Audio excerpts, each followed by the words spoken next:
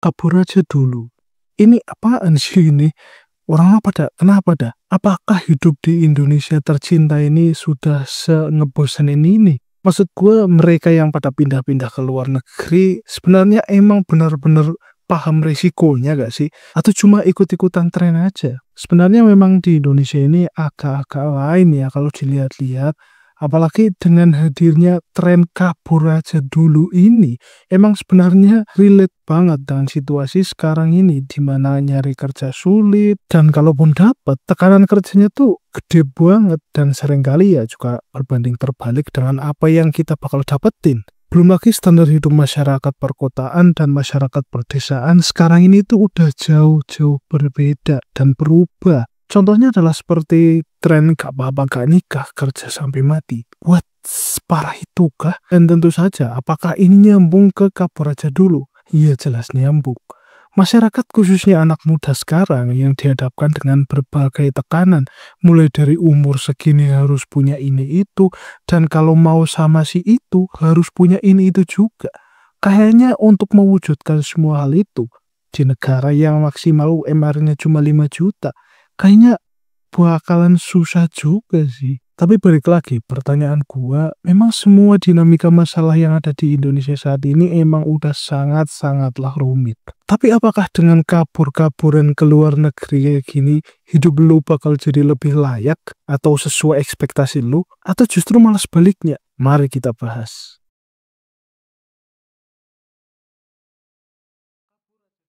Kabur aja dulu, sebuah hashtag yang emang lagi rame di mana-mana saat ini. Sebuah ajakan bagi warga masyarakat Indonesia buat kabur ke luar negeri.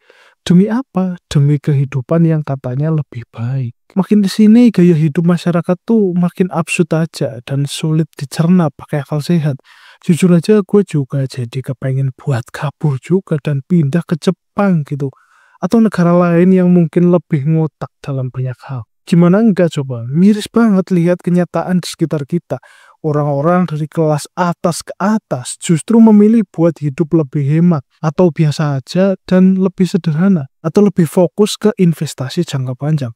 Sementara itu, masyarakat kelas menengah ke bawah malah sering maksain gaya hidup yang sebenarnya nggak mereka butuhin. Semua itu hanya gara-gara buat ngikutin yang namanya standar TikTok salah satunya. Kayak beli barang-barang branded yang harganya selangit padahal cuma buat foto. Atau maksain liburan mewah biar bisa flexing di medsos. Dan ujung-ujungnya utangnya di mana-mana guys. Hidup makin sempit tetapi tetap aja gengsi jalan terus ya kan. Yang lebih bikin pusing lagi, banyak yang udah kerja banting tulang dari pagi sampai malam, tapi tetap aja uangnya nggak cukup buat sekedar hidup layak.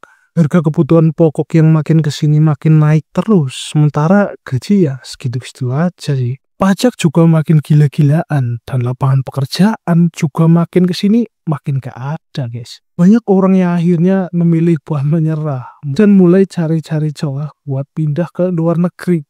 Jadi TKI atau buruh migran tiba-tiba jadi pilihan yang lebih masuk akal daripada harus terus-menerus struggle di negara sendiri. Emang aneh sih. Tapi ya pindah ke luar negeri juga nggak seindah yang dibayangin sebenarnya. Ada banyak tantangan dari urusan visa, budaya, sampai kerjaan yang kadang-kadang nggak sesuai dengan ekspektasi kita. Tapi tetap aja buat sebagian orang hidup di luar negeri lebih menjanjikan daripada harus berhadapan sama realita pahit di tanah air. Makanya hashtag kabur aja dulu. Ini benar-benar diseriusin oleh beberapa orang yang ngerasa udah mentok dan gak lihat masa depan di sini lagi. Wah emang benar-benar kacau sih. Kayaknya kerja di Jepang enak deh.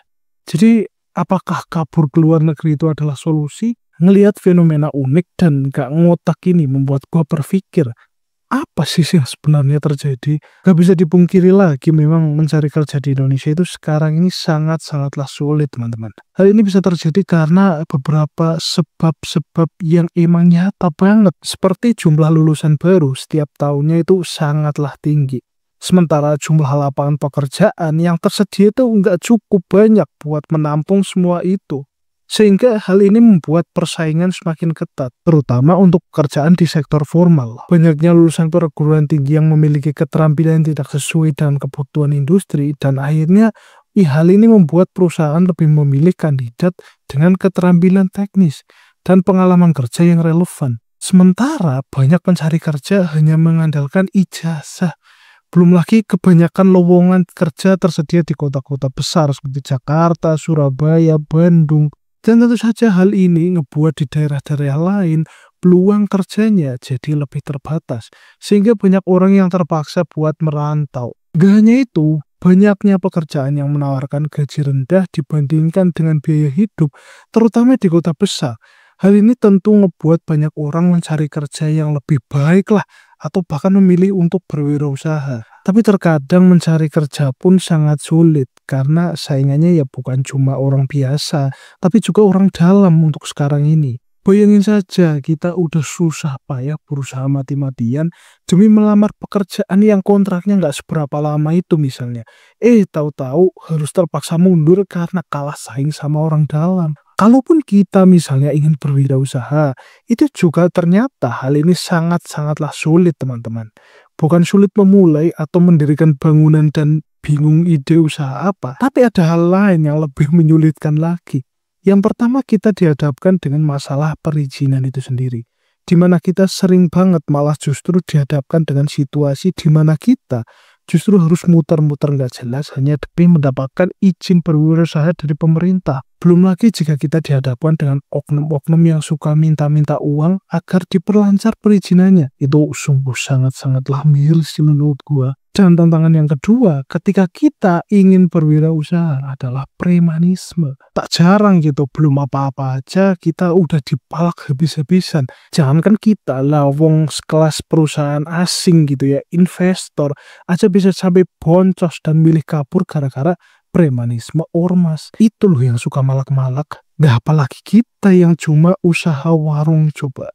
Ya, jadi ya wajar saja sih ketika hashtag kabur aja dulu ini yang merupakan ajakan buat keluar negara atau pindah ke luar negeri ini benar-benar viral dan rame. Bahkan ditanggapin serius oleh beberapa orang. Ya penyebabnya karena semua ini bisa terjadi disebabkan oleh kemuakan masyarakat dan pemerintah yang belum bisa menyediakan secara maksimal apa yang menjadi kebutuhan masyarakat. Bayangin, biaya hidup makin naik tapi gaji makin sedikit. Tapi pertanyaan gua, apakah pindah ke luar negeri bakal menjamin hidup lu bahagia, sejahtera, atau aman sentosa?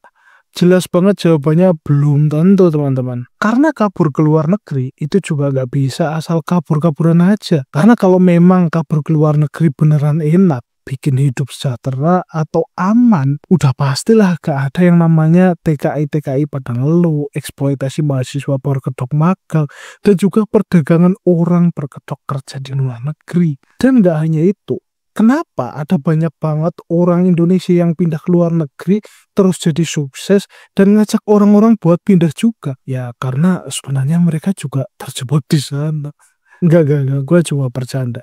Sebenarnya kita juga harus tahu gitu, bahwa nggak semua orang memiliki akses buat ke sana, ke luar negeri maksudnya. Kenapa?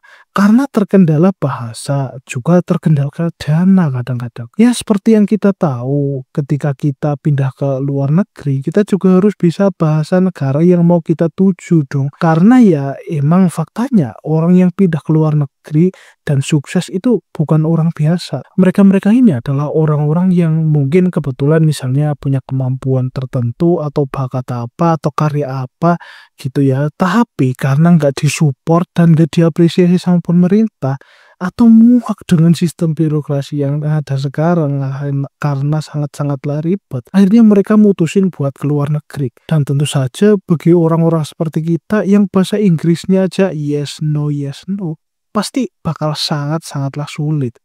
Bukan gak mungkin, tapi ya emang sangat sulit. Yang tadinya misalnya niat kita itu biar bisa dapat uang yang banyak, hidupnya sejahtera, malah belum berangkat aja udah boncos, duitnya udah habis buat bayarin kursus bahasa. Tapi memang teman-teman, ini adalah pilihan yang cukup sulit. Di satu sisi kita muak dengan keadaan di negara ini, yang apa-apa ribet, urus apa-apa susah. Dan di sisi lain, kalau kita keluar negeri, belum tentu juga hidup kita bisa jadi lebih baik, lebih enak di sana. Dan menurut gue emang paling bener hidup di desa deh. Oke, mungkin itu aja yang pengen gue sampaikan di video kali ini. Jangan lupa like, comment, dan subscribe. Dan tentu saja seperti biasa gue masih menunggu head komen kalian di kolom komentar di bawah ini. Gue Alfi Fardianto, sampai jumpa di video berikutnya.